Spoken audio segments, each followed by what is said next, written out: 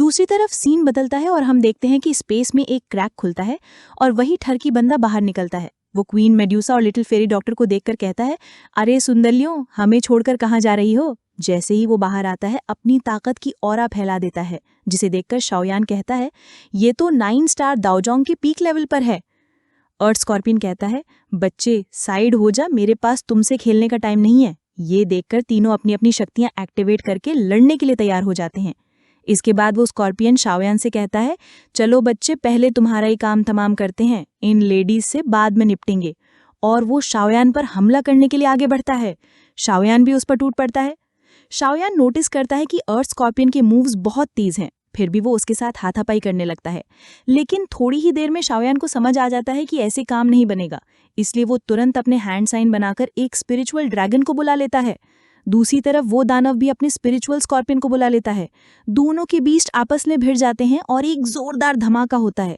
अगले ही पल वो फिर से एक दूसरे पर हमला कर देते हैं। यहाँ पर स्कॉर्पियन शाओयान पर भारी पड़ने लगता है और एक ही गुंसे में उसे दूर फेंक देता है। दूसरी तरफ लिटिल फेरी डॉक्टर और मेड्यूसा भी उस पर हमला करने लगती हैं। ये देखकर वो कहता है, बस करो, तुम्हारी जगह लड़ने में नहीं, मेरी बाहों में है। इसके बाद वो पलक झपकते ही क्वीन मेड्यूसा के पास पहुंचकर उसका 360 डिग्री व्यू लेता है और फिर तुरंत लिटिल फेरी डॉक्टर पर हमला कर देता है। उन दोनों के बीच भी जबरदस्त लड़ाई शुरू हो जाती है।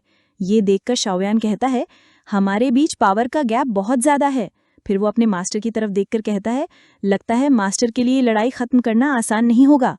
शाओयान समझ जाता है कि उसे तब तक लड़ना होगा जब तक मास्टर याओ वहां सब कुछ संभाल नहीं लेते।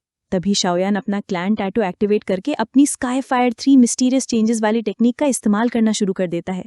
उसके इस बदलाव को देखकर अर्थ स्कॉर्पियन कहता है, ओहो, तो तुम्हारे पास भी दिखाने के लिए कुछ है। अब तो तुम्हारे साथ खेलने में और भी मजा आएगा। ये कहकर वो तेजी से शाओयान की तरफ बढ़ता है। शाओयान भी पीछे नहीं हटता और उससे लड़ने लगता है। दोनों एक दूसरे पर जोरदार मुक्के बरसाने लगते हैं। जब उनके हमले टकराते हैं तो दोनों बहुत दूर जा गिरते हैं। वो लगातार लड़ते रहते हैं।